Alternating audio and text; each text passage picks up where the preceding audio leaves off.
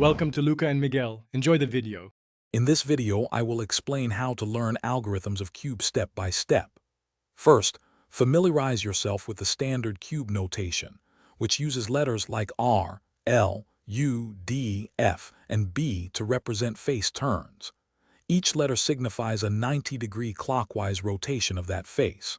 An apostrophe, like R prime, indicates a counterclockwise turn.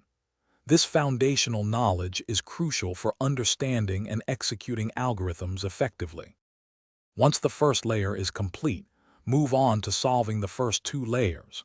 This involves placing the four edge pieces that connect the first and second layers. You'll use specific algorithms to insert these edges without disturbing your solved first layer. There are typically two main algorithms for this step, depending on the edge piece's orientation. Consistent practice will help you execute these moves smoothly and efficiently. The next major step is orienting the last layer. This usually begins by forming a cross on the top face, which requires one or two specific algorithms. After the cross, you'll need to orient the last layer corners.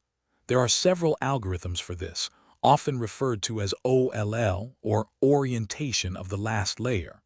A common one is the fish algorithm, which helps orient three corners at once, leaving one correctly oriented.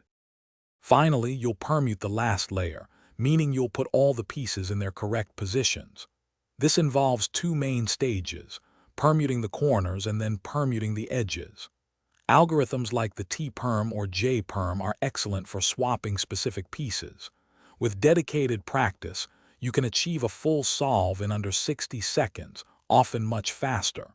Remember, consistency is key to mastering these algorithms. Thanks for watching and please subscribe. It's the best investment you'll ever make.